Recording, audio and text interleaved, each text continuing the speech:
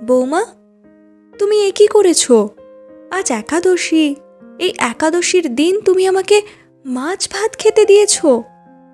না না, এ মহাপাপ, এ আমি খেতে পারবো না। কিসের একাদশী মা? তুমি ভুলে গেছো আমি যে বিধবা। স্বামী মারা যাওয়ার পর থেকে প্রত্যেকটা মেয়েকেই যে একাদশী পালন করতে হয়। একাদশীর দিন এসব খাওয়া যায় না। কেন খাওয়া যায় না শুনি? আর খেলে কি হবে সেটা তো বলুন। এটা অনাচার। তাছাড়া এসব করলে তোমার শ্বশুরমশাইয়ের আত্মা শান্তি পাবে না। আমি জেনে শুনে।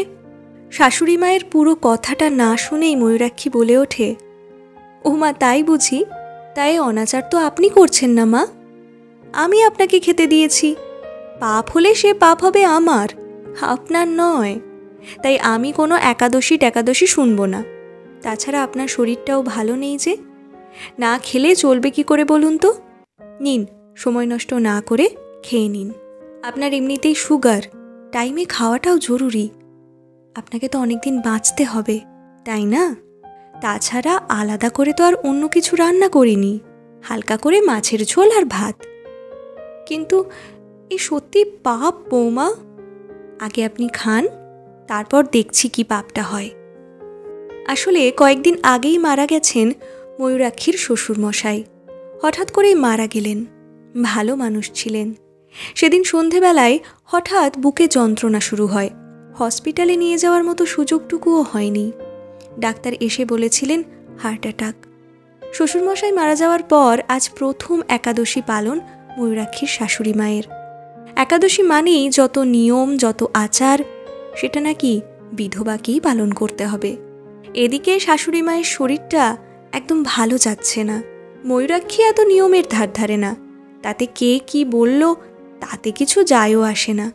তাই বলে ওঠে, খেয়ে নিন মা, ভাতটা ঠান্ডা হয়ে গেলে ঠান্ডা ভাত খেতে আর ভালো লাগবে না।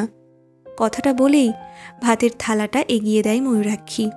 তারপর বলে, খাওয়ার পরে যে ওষুধটা আছে ওটা তো বোধহয় শেষ হয়ে গেছে, তাই না মা? এখন থেকে আর কোনো অনিয়ম নয়। এই কদিন তো ঠিকমতো ওষুধও খাননি, আর তাতেই শরীর খারাপ হয়েছে আরও। কিন্তু বৌমা, এই মাছ ভাত লোকে কি বলবে বলো তো? তাছাড়া এসব কি আমি সত্যিই খাবো? কোনো কিন্তু টিন্তু নয়, অবশ্যই খাবেন বই কি। আপনি অসুস্থ হলে লোকে দেখতে আসবে তো? লোকের কথা শুনবেন না আমার কথা শুনবেন? লোকে কি ভাবলো সেটা দেখলে চলবে না, তাই লোকের কথায় কান দিতে নেই। ময়ূরাক্ষীর ধমক মাখানো কথা শুনে শাশুড়ি অপর্ণা দেবী খাওয়া শুরু করেন।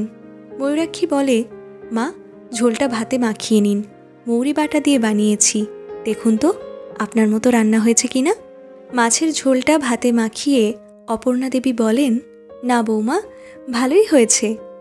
তুমি আর দেরি করো না, দাদুভাইকেও খাইয়ে দাও এবার, আমার আর কিছু লাগবে না। হ্যাঁ মা, এখনই দেব। ময়ূরাক্ষী তারপর ছেলেকে খাওয়াতে শুরু করে।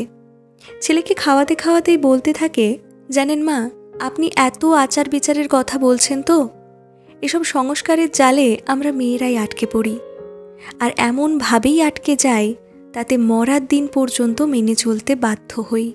আর এগুলো সমাজের মেয়েরাই মেয়েদেরকে মানতে বাধ্য করাই। কিন্তু কেন?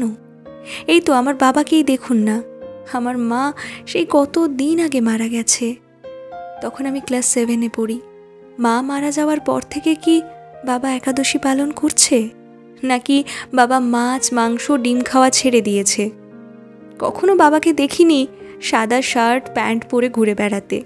এগুলো করছে না মানেই কি মায়ের প্রতি বাবার ভালোবাসা উড়ে গেছে? তা নয়। আমার মা যেদিন মারা গেল, শ্মশানে মায়ের চিতার সামনে সারাক্ষণ ঠাই দাঁড়িয়েছিল আমার বাবা। দাউ দাউ করে জ্বলছিল সব, আর মনের আগুনে পুড়ছিল আমার বাবা। বাবার চোখ জলে ভেসে যাচ্ছিল।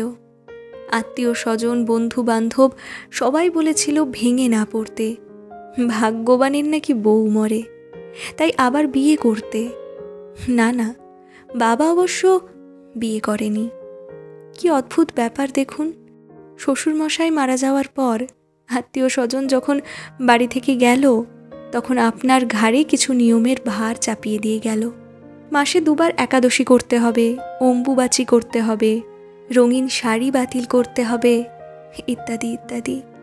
আপনার ভালো থাকার উপায় কিন্তু কেউ বাতলালো না, কারণ আপনি মেয়ে, আর মেয়েরাই এই বিধান শুনিয়ে গেল। বিধির বিধানে দুজন মানুষ একে অপরের সাথী হয়ে ঘর বাঁধে, দুজন দুজনের সুখ দুঃখের ভাগিদার হয়, আর মৃত্যুর পরে দুজনের জন্য দুরকম নিয়ম। কিন্তু কেন একজনের স্ত্রী মারা গেলে তাকে বিয়ে করার নির্দেশ দেওয়া হয়, আর একজনের স্বামী মারা গেলে জীবন জলাঞ্জলি দিয়ে একাদশী পালন করতে হবে? বারে সমাজ, বাহ, এ তোর অদ্ভুত বিধান। আমি এ বিধান মানি না মা। সমাজের এই প্রথা, এই রীতি সেই দীর্ঘদিন ধরে চলে আসছে, আর সেটাই মানুষ দীর্ঘদিন ধরে মেনে আসছে। কে মানতে বলেছে? আমরা মেনে নিই বলেই তো সমস্যাটা তৈরি হয়। আচ্ছা আপনি বলুন তো, কেন লাল রঙের শাড়ি আর পরতে পারবেন না? বিয়ের দিন তো ঘটা করে লাল টকটকে বেনারসি পরিয়ে 7 পাকে বাঁধা হয়, কারণ লাল রং নাকি ভীষণ শুভ। যদি তাই হয়, সেটা কেন এখন থাকবে না মা? যা শুভ তা চিরকাল শুভই থাকে। আসলে সমাজের কিছু মানুষ আছে যারা এই রংটাই কেড়ে নেয় আপনাদের থেকে। একটা সাদা বিবর্ণ ফ্যাকাশে জীবন আপনাদের উপহার দেয়। স্বামী মারা গেল মানেই জীবন থেকে সব রং শুষে নিতে হবে। জীবনটা আপনার। এই যে বাবা মারা গেছেন, সেটা ওনার নিয়তি। কে যে কখন চলে যাবে সেটা কেউ জানে না। এখনো অনেক দিন পড়ে আছে আপনার জীবনে। সবে তো 52 বছর বয়স আপনার। নিজের জন্য বাঁচবেন, ভালো থাকার জন্য বাঁচবেন। কথাগুলো শুনতে শুনতে অপর্ণা দেবীও খাওয়া শেষ করে ফেলেন। তারপর বলেন, কথাগুলো বড় সত্যি বলেছ বৌমা। আমি তো এমন করে কখনো ভাবিনি। হ্যাঁ মা, এই স্নেহ, শোক, ভক্তি, ভালোবাসা এগুলো সম্পূর্ণ ভেতরের।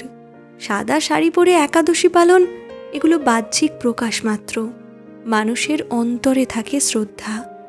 বাবার প্রতি শ্রদ্ধা দেখাবেন অন্তরে, আর সেটাও ওপর থেকে উনি ঠিকই দেখতে পাবেন। আপনি বাবাকে কতটা ভালোবাসেন বা বাবাই আপনাকে কতটা ভালোবাসতেন, এটা বাইরের লোকের বোঝার ক্ষমতা কি কোনোদিন হয়েছে? নাকি এটা দেখানোর জিনিস?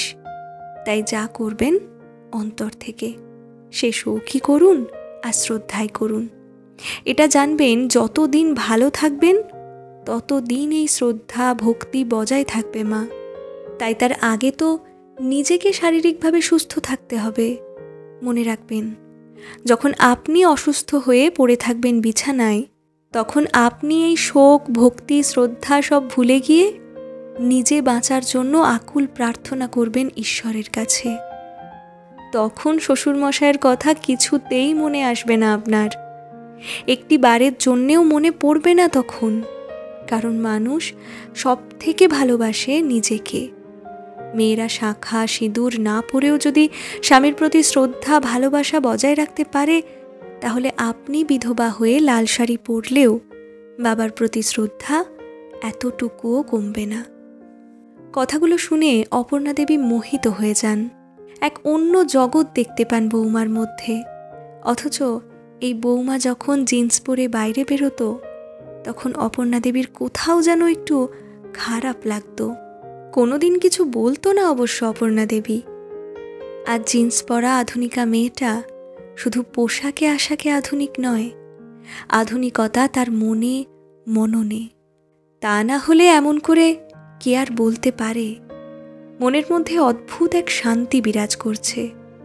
একসময় অপর্ণা দেবীরও মনে হতো এইরকম নিয়মের বেড়াজাল থেকে বেরোতে, কিন্তু তখন পারেনি সমাজের ভয়ে। নিজের বৌমার কথার মধ্যে অনেক শক্তি সঞ্চয় করে ফেলেছে অপর্ণা দেবী। আজ সনাতনী খোলস ছেড়ে দিয়ে অপর্ণা দেবী বলেন, আমি লাল শাড়ি পরব বৌমা।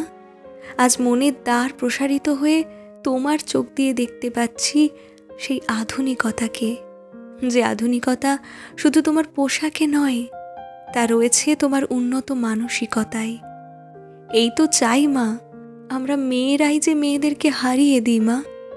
দূর থেকে নয়, বরং কাছে এসে একে অপরের বন্ধু হয়ে উঠি। আজ এই দিনটার অপেক্ষা করছিলাম। এই বয়সে এসে আজ আপনিও হয়ে উঠলেন আধুনিক।